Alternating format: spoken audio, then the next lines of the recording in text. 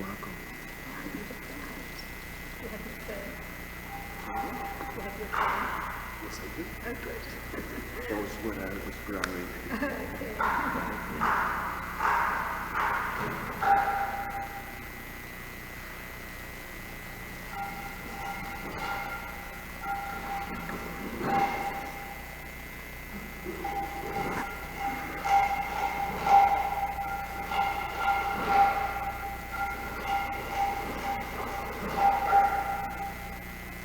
Do the Jayarani Madhava please, since I don't play an instrument.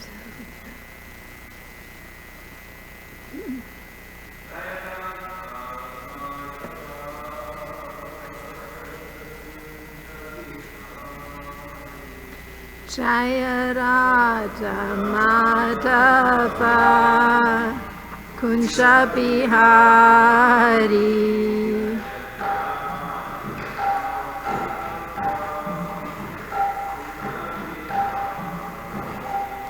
Jaya Raja Madhava Kunja Bihari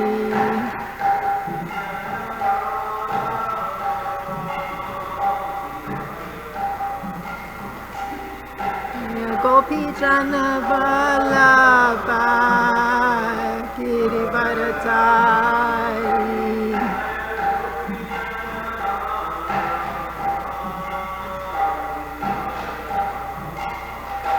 Jaya Gopi Jana Vallabha Girivardhari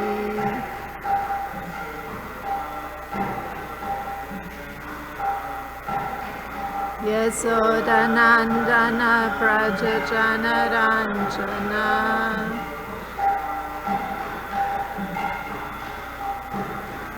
Yasodhanandana Prajajana Ranjana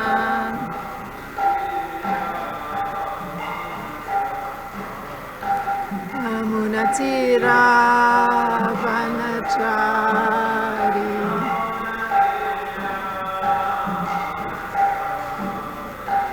Amunatira Vanachari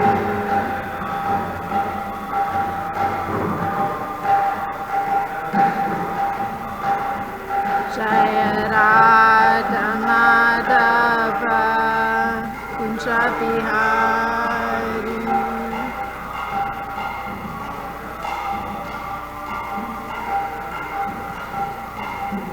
Jaya Radha Madhava Kunja Bihari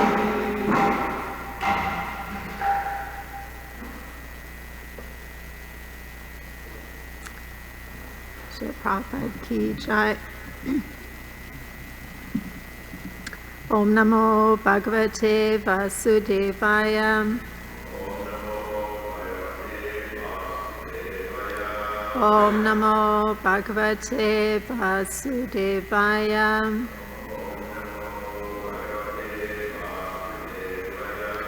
Om Namo Bhagavate Vasudevaya.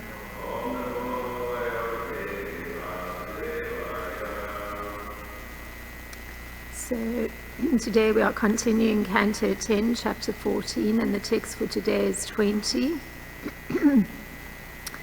So we can chant that responsibly. Sureshvarishvisha tataiva nishvapi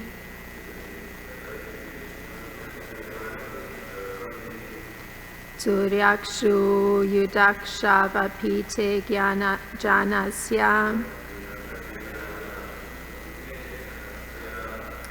janmasatam durmadani grahaya Prabho vidata sad anugrahaya cha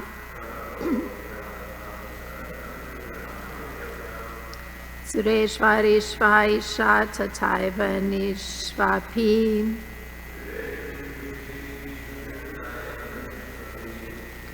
Suryakshu yadaksha vapite janasya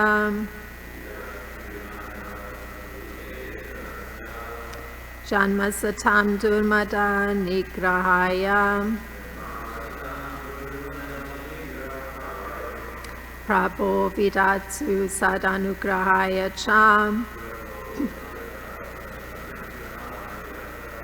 Sureshvarishvashisha Tataiva Nishvapi Turyakshu Yudaksha Vapite Janasya Janmasatam Durmada Nigrahaya Prabho Vidata Sadanugrahaya Cha. Please chant.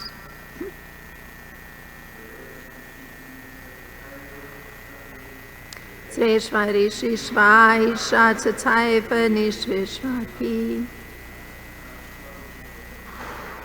Turyakshu Yadaksha Vapite Janasya Janmasatam Durmada Nigrahaya Prabho Vidata Sadanugrahaya Cha.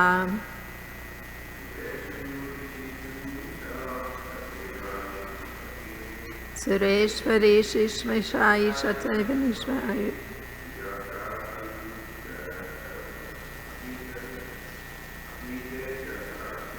Suryakshu Yadaksha Vapite Janasya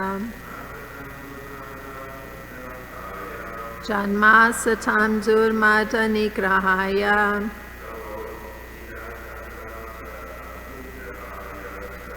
Prabho Vidata Sadanugrahaya Cha.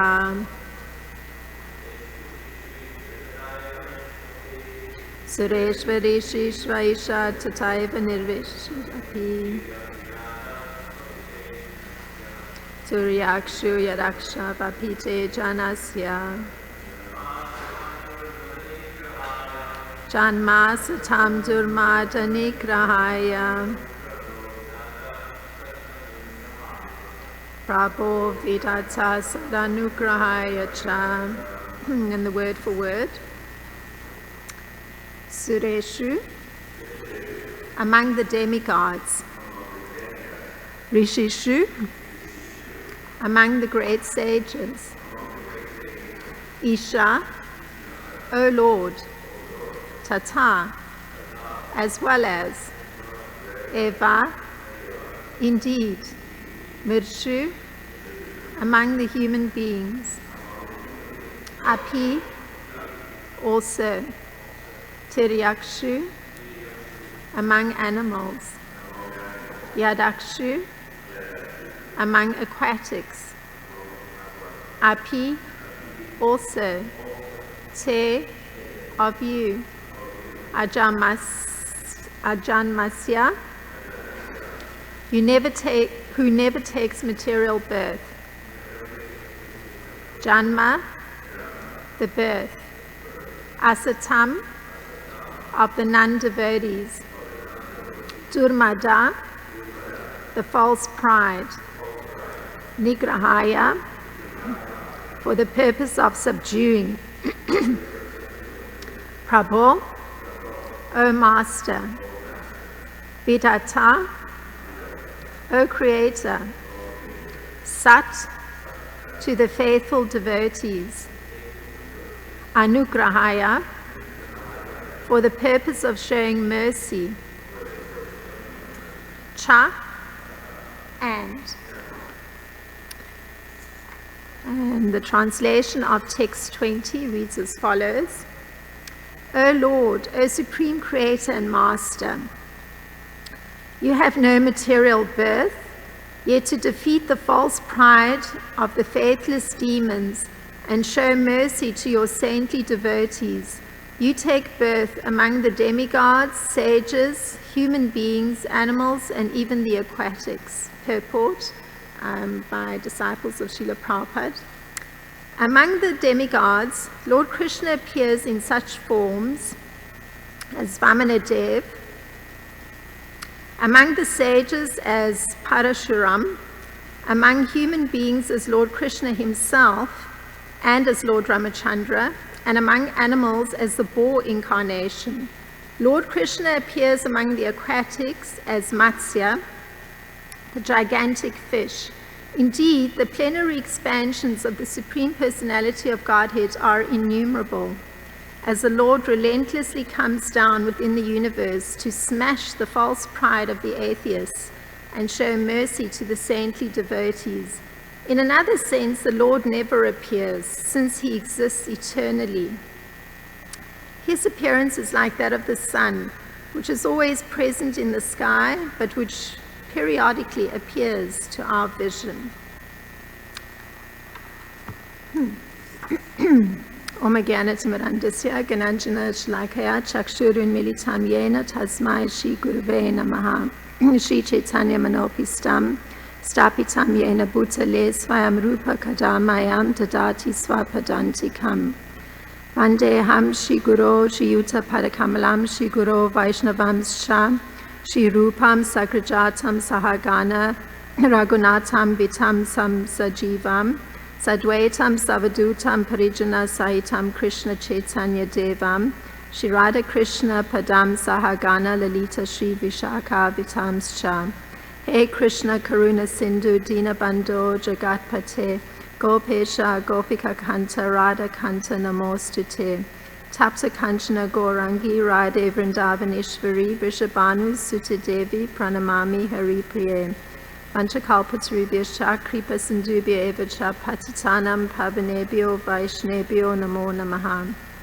Namo Vishnu Padaya Krishna Prasthaya Bhutale Srimati Ramapada Swami Iti Namine Namo Vishnu Padaya Krishna Prasthaya Bhutale Srimati Bhaktivedanta Swami Iti Namine Namaste Saraswati Deve Gauravani Pracharine Nirvishesha Sunyavadi Paschatya Deshatarine Jai Shri Krishna Chaitanya Prabhu Nityananda Shri Advaita Gadadhar Shivasadi Gaura Bhakta Vrinda Hare Krishna Krishna Krishna Hare Hare Hare Rama Rama Rama Hare Hare.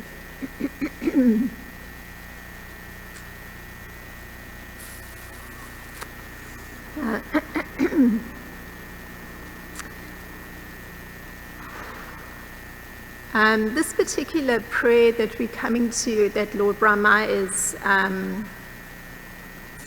expressing,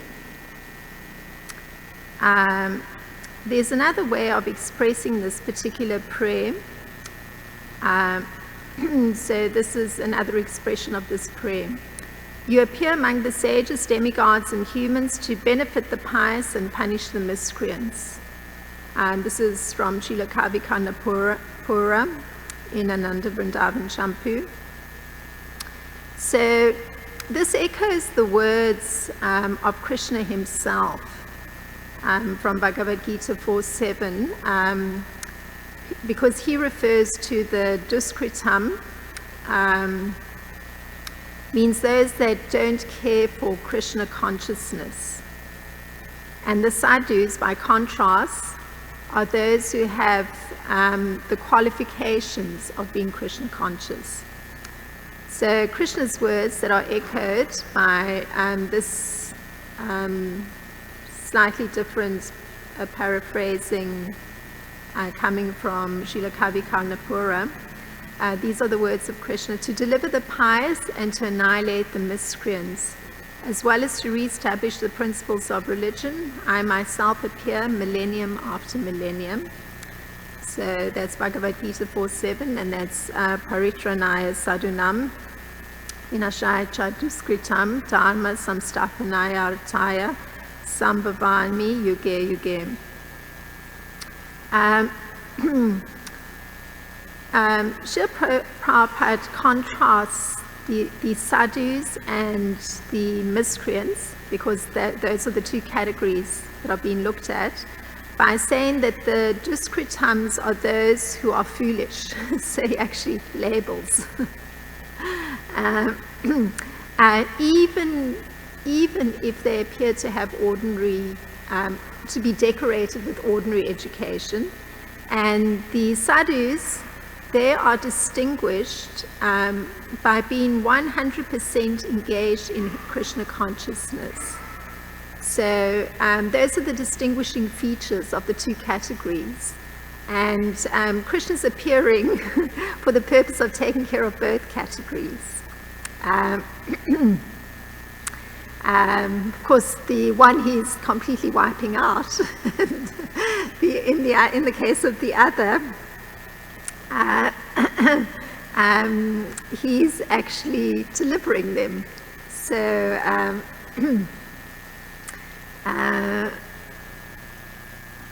Srila Baladev Vidyabhusan, he gives Krishna's reasoning for why he's doing what he's doing.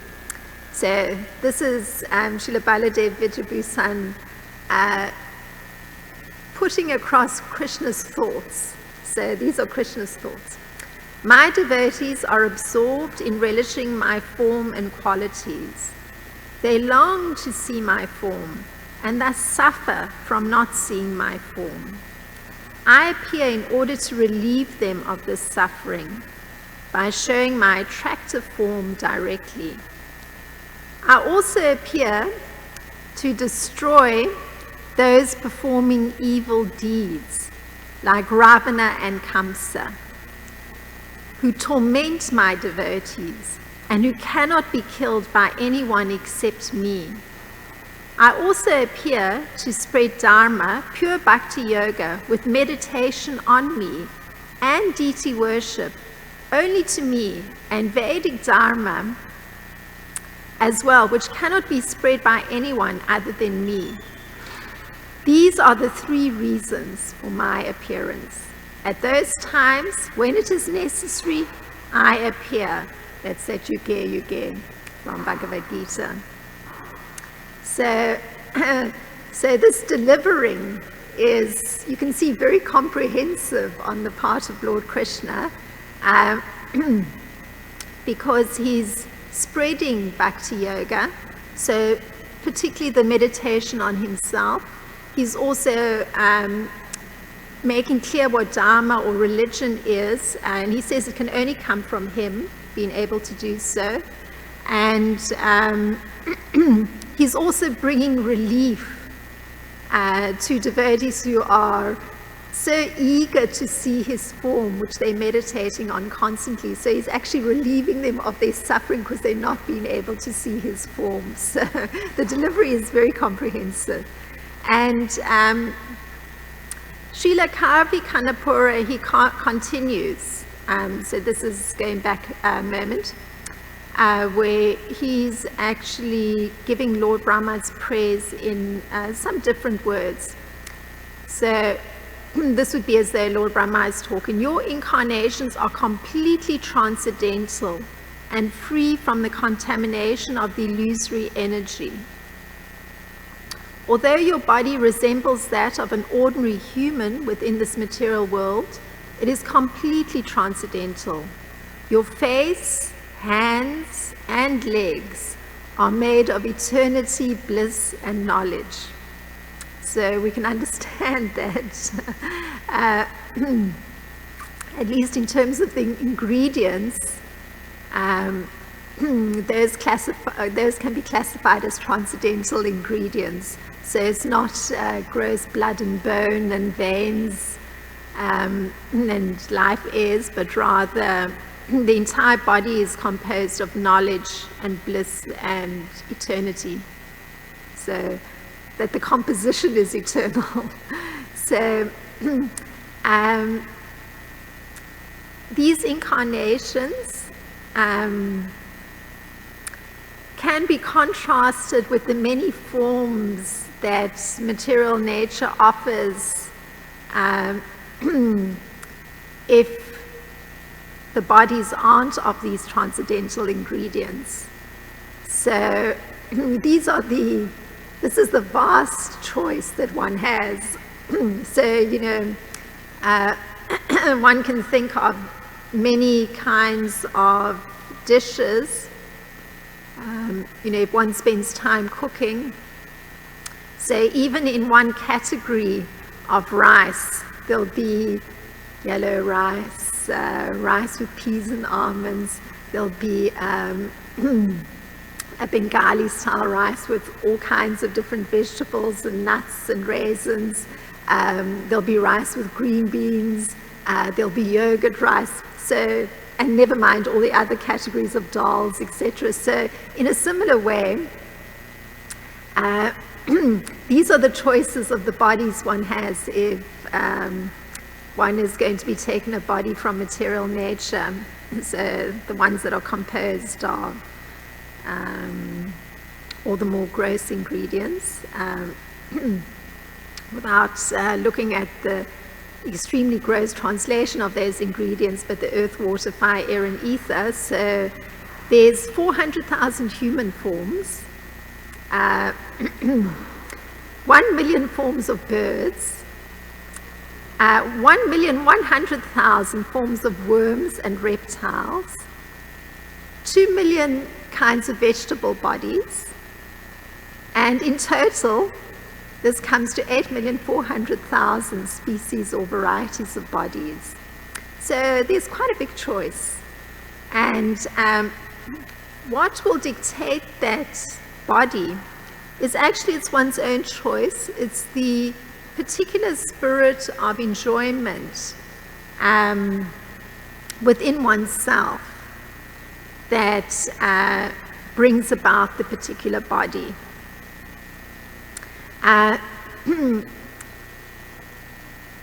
So even the changes in one body, from being a child, moving to the form of being a boy, moving to the form of being a youth, then the personal body changing to the form of an old person.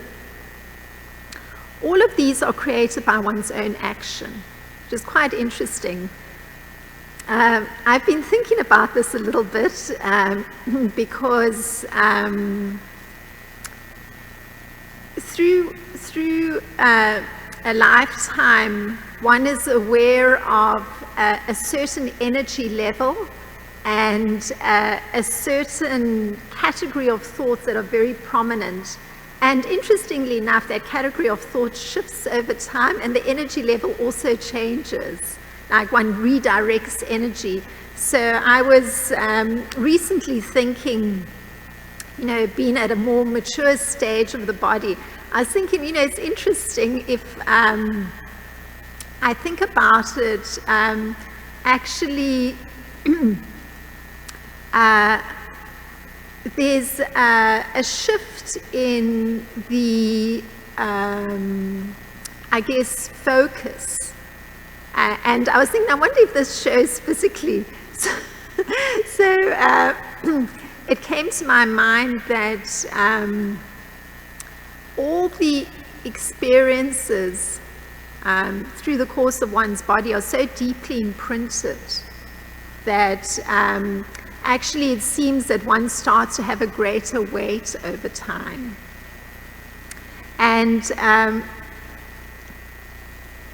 so in some sense, that greater weight seems to manifest in the different form, meaning like the older body. It's carrying much more, so it's more weighted down. So,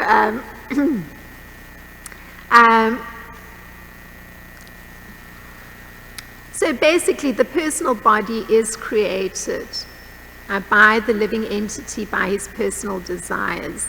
And then the external energy of the Lord supplies the exact form by which one can enjoy those desires to the fullest.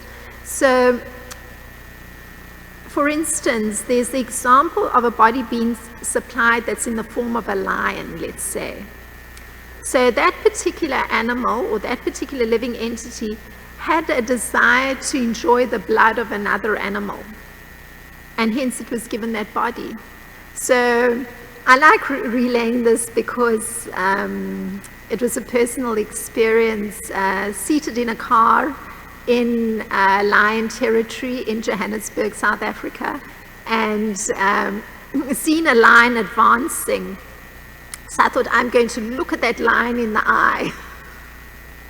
And the interesting thing was there was no possibility of actually connecting with the creature, because you could see the focus was satisfying the hunger. So the creature was moving with an intent and purpose to kill. And I thought, oops, this is very extreme. So that's when I understood, the animal consciousness is very much, singular purpose. And just taking into account this understanding that the body was given to satisfy that desire.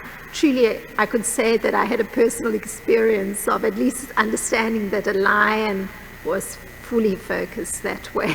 So, and also, let's say if a living entity wanted to get a body that's not been made by material nature, so actually a higher body, more refined, that's also possible by the grace of the Lord, meaning getting a demigod's body.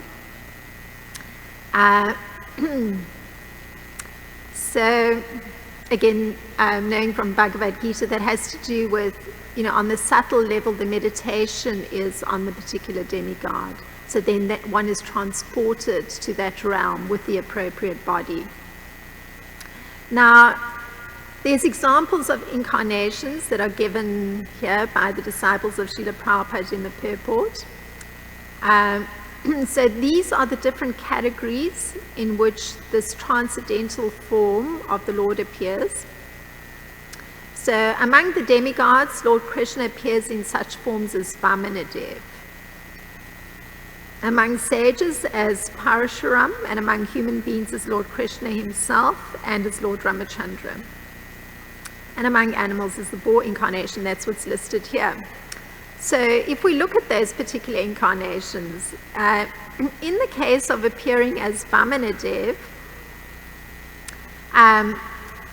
he appeared as the youngest son of Aditi, and this is the synopsis of that appearance. He surpassed all the planets of the universe. The Lord, as the proprietor of everything, could take from Bali Maharaj all the land he possessed, which was all the lands in the universe, which he had acquired rightfully by his conquest. So, in fact, when Vamanadev asked for a little charity, because he was asking for just 3 steps of land, it's a dwarf-like figure, so how much could this sort of small limbed entity take as far as land was concerned? And Bali Maharaj, who actually was predisposed to be generous to Brahmanas, and here's this small dwarf Brahmana asking for such a small thing, he immediately agreed to giving charity, even though his spiritual master, Sukracharya, understood, this small entity here asking for this small amount of charity is actually none different from Lord Vishnu. Don't do it. But Bali Maharaj, he acted on religious principles and he had to give what charity was asked of him. And so he immediately agreed to the land requested. And so of course we know in that particular case how he the very owner of that whole universe is asking for a small portion, 3 steps of land, and when it's granted to him in charity, he takes gargantuan steps that allow him to actually cross all the universes, and in fact he still has a 3rd step to take, which he places then on Bali Maharaj's head. So this gives one some idea of this transcendental form. Clearly this isn't an ordinary thing, that 3 steps by a dwarf Brahmana would allow him to cross over all the universes, claiming those universes again for himself in charity.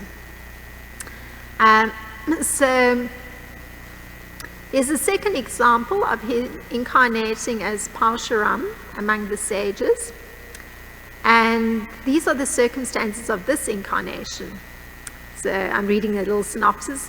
When the ruling administrators, who are known as the Kshatriyas, turned astray from the path of the absolute truth, being desirous to suffer in hell, the Lord in his incarnation as the sage Parshuram uprooted those unwanted kings, and thus he thrice 7 times uprooted the Kshatriyas with his keenly sharpened chopper. So that's the synopsis. So again, it's interesting, the circumstances, because he's given us an indication of when he comes and why he's coming.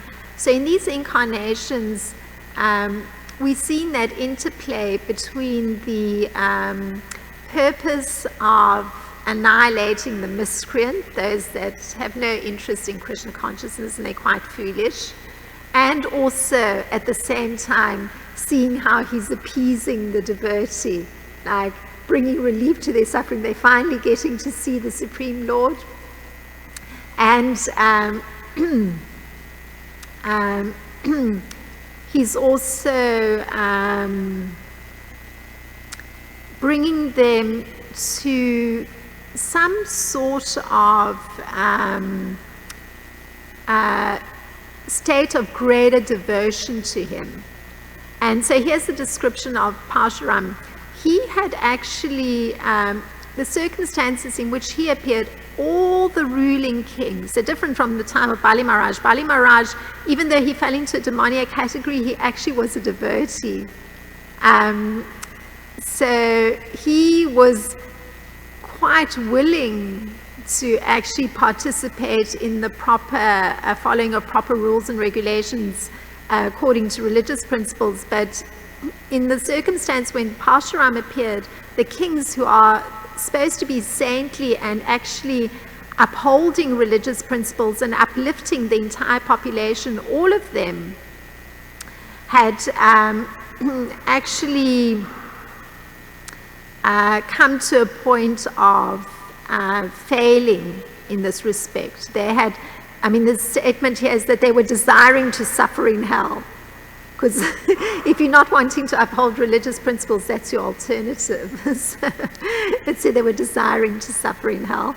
So Parshuram simply went and wiped out with his sharpened chopper every one of those kings. And there's a particular section where Srila Prabhupada mentions that, you know how the pharaohs are often viewed as quite extraordinary? Those apparently were kings that had fled from India at this time of Parshuram. So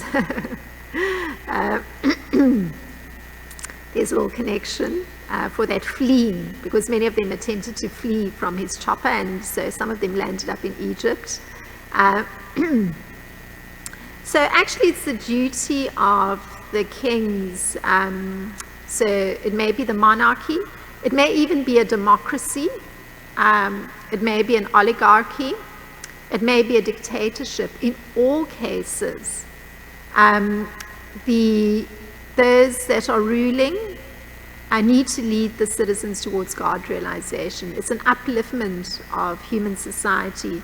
And if persons go against this path of the absolute truth, means that they're going against the rules and regulations of conditioned life, because that purpose is to uplift, then they're liable to be punished. And Lord Parshuram, he killed all those miscreant kings. He didn't spare anyone. There was no mercy. So, Krishna's explanation of what he does, there it's seen in the extreme case that 21 generations of kings he wipes out. So it wasn't just, one time clearing the whole universe of the kings that were miscreants, but 21 generations he did it. And there's Lord Ramachandra now, moving into the other category that's listed here of incarnation of Lord Krishna, who appears to come in a human form. So Lord Ramachandra, when he appeared with his brothers Bharat, Lakshman, Satrugna, and all of these were actually Vishnu tattvas. So they were expansions of the Supreme Lord. And the synopsis of that appearance is ordered by his father Maharaj Dasarath to leave home for the forest. He, as the dutiful son, carried out the order even on the occasion of his being declared king of Ayodhya. So at a very critical moment, he actually showed that he was willing to undergo difficulty in order to adhere to a very important religious principle. So as the prince, he obeyed his father's direction, even though it was at a precise moment where he was about to take over the rulership of the kingdom. But his father banished him, he followed that path. So very critical moment and very extreme circumstance. So the synopsis carries on that during their stay in the forest, there was quarrel between Ram and Ravana. And Ravana kidnapped Ram's wife Sita. The quarrel ended in Ravana being vanquished. Thus the Lord came to smash the pride of the atheists. So in this incarnation, he did the same thing. There's a lot of emphasis put on understanding the difference between the material form and the spiritual form. So there was confusion on the part of Ravana, for instance. He couldn't understand, certainly, that Sita was not an ordinary person. She was the goddess of fortune and required to be worshipped.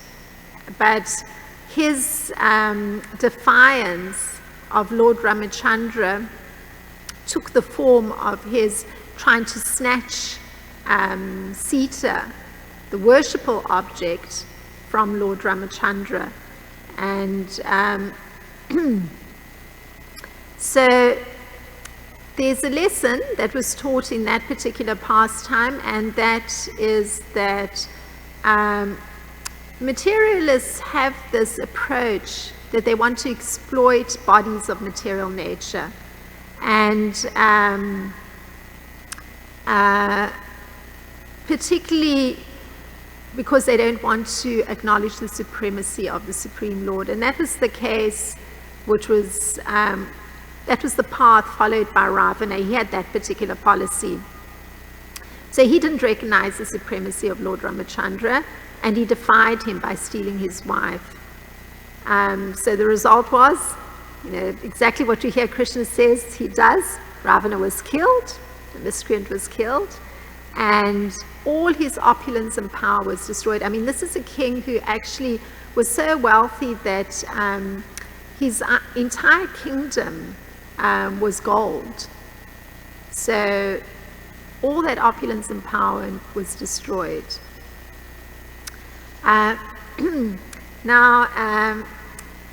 Srila Vishwanath Chakravarti Thakur, he's comments something on Lord Brahma's prayer here too, where he says, these are Srila Vishwanath Chakravarti Thakur's words, "You appear in different avatar forms for the purpose of subduing the false pride of the non-devotees and to show mercy to your devotees so they can remember your blissful transcendental forms, qualities, and pastimes." And he also gives an interesting reference to a prayer given by the demigods to Lord Krishna, where again there's this highlighting of the difference between the Lord's form and regular forms of material nature. So this prayer that Srila Vishwanath Chakravarti quotes, just in reference to Lord Brahma's expression, it's from also the 10th canto, but in the 2nd chapter. The demigods prayed to Krishna within the womb of Devaki. So these were their prayers. "O Lord, cause of all causes, if your transcendental body were not beyond the modes of material nature, one could not understand the difference between matter and transcendence. Only by your presence can one understand the transcendental nature of your Lordship, who are the controller of material nature. Your transcendental nature is very difficult to understand unless one is influenced by the presence of your transcendental form. So these appearances are allowing for just the simple understanding of the difference between forms made of material nature and the transcendental form of the Lord. So he has to appear. This is crucial, and the demigods understand this. So this is a very short lecture. If there's any thought on this particular subject matter.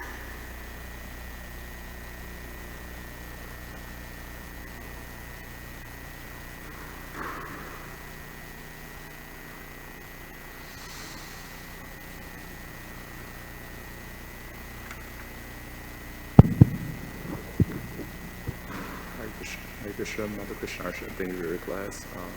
You were mentioning some points from Lord Rama's pastimes, and you were mentioning that Ravana's entire kingdom was made of gold. Yeah. Ravana's kingdom was made of entirely gold.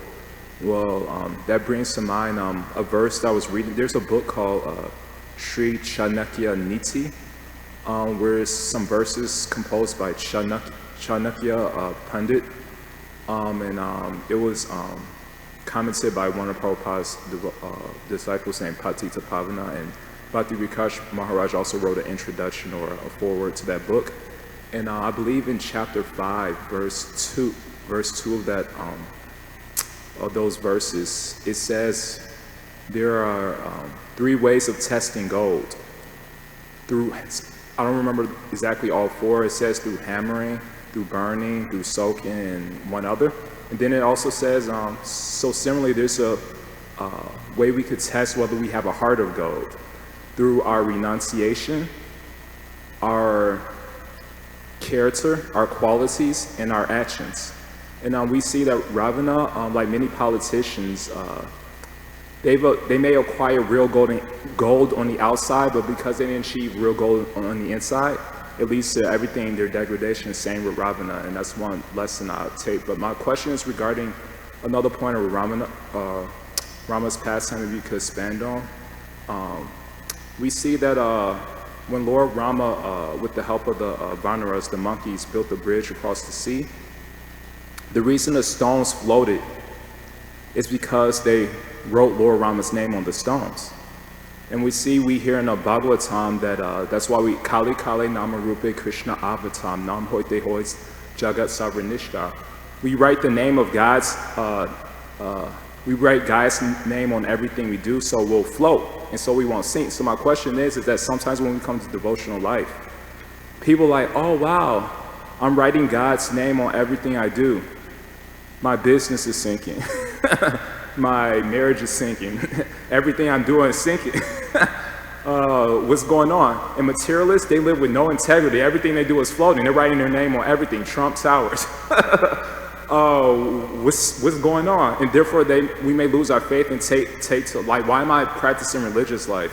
And so how can we maintain our faith when we go through obstacles like this in Krishna, that actually the name is more beneficial?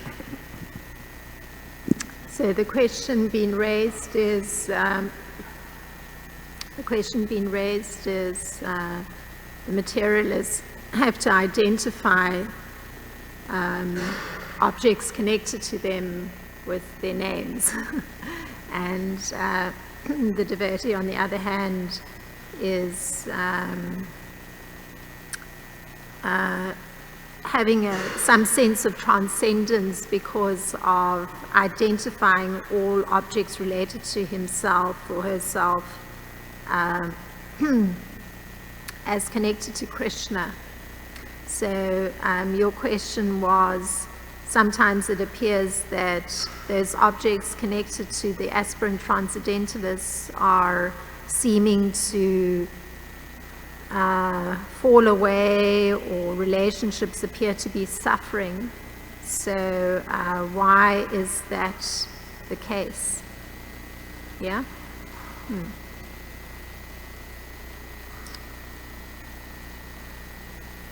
Well, the proper acknowledgement of proprietorship is very important in both cases. So the materialist is often maintaining a facade of wealth or a facade of accomplishment. I think I heard yesterday that our president has spent a lot of time, one could say boasting, about his material accomplishments. So naturally there's persons that do analysis, objective analysis of finances. So actually it was found that in the space of 10 years, he, instead of making the huge profits he's talking about, he'd lost something like $20 million. So in actual fact, it's questionable always the facade of somebody who's functioning on a material level. Or rather, it's to be understood there's a facade going on. So why that comment that there's a facade is that things only get grounded in reality when there's proper perspective. And the proper perspective is acknowledging who's the actual proprietor of everything, and also the role one is playing in relation to the proprietor of everything. So therefore, one doesn't claim proprietorship over something that's Lord Krishna is the proprietor of. It's rather ridiculous. Rather, one sees oneself as being the caretaker of what's one's particular field of work is. So one has to attend to properly maintain, always understanding who everything belongs to and for whom one is performing that service. So that's the proper approach, and it puts everything into proper perspective because that's reality.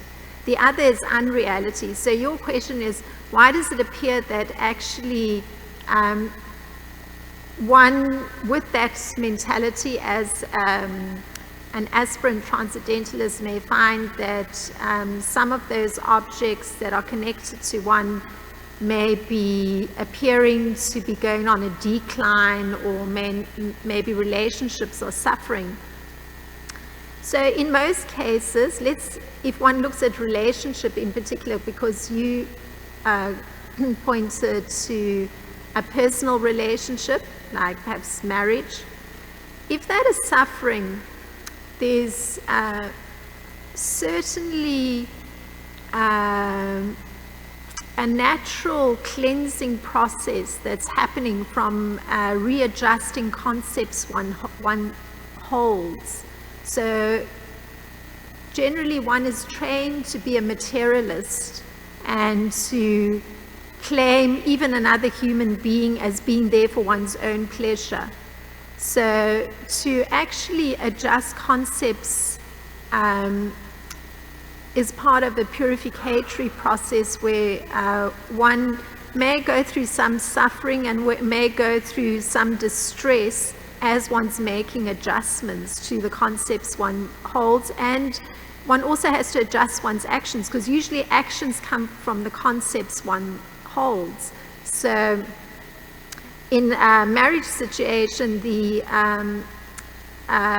if one holds the concept that another person is there to serve one, and that one is the enjoyer of that person or the services they perform, then one is bound to suffer, because that naturally produces some dissatisfaction in another human being, because it's perceptible that one is in some way being exploited. So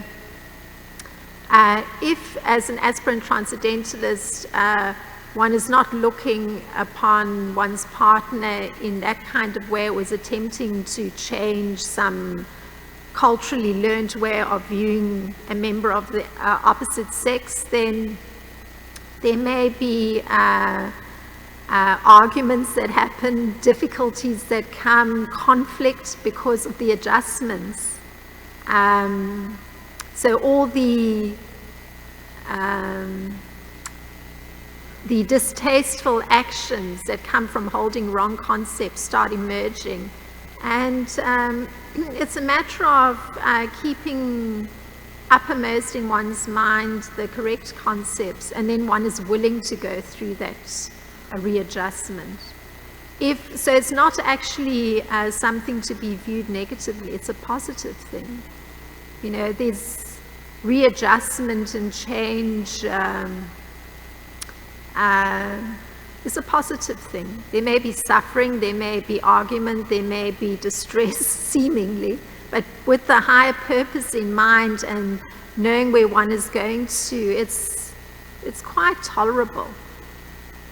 It's quite tolerable. And persons who actually choose to sever such a relationship because of the discomfort, I mean, one can honestly say that that isn't the correct course of action. Yeah, it isn't. It's not being courageous. So one has to continue. And there's no problem with the difficulty. One can welcome it and think, good, I see that something's working. So, yeah. And then if it appears that some material possessions are being lost, that's fine. That again is an indication of the concepts one is holding need adjustment. So one is given, I mean, being situated in proper reality of understanding what is what, then what one is given is in accordance with one's capacity. So if something's falling away, it means it was artificially there, somehow artificially there. So one can comprehend these things if one reflects carefully and one accepts. There's no difficulty with adjustment. It's just that there's attachment to certain concepts and ideas. So the suffering that goes with the adjustment, it's fine. There's no problem really. It's all for the better and greater harmony and greater well-being. Things get put properly in place and one can feel very secure as one's going through the process. So that's a comment. Thank you. Thank you very much for your kind attention. Srila Prabhupada ki jai, Srimad Bhagavatam ki jai.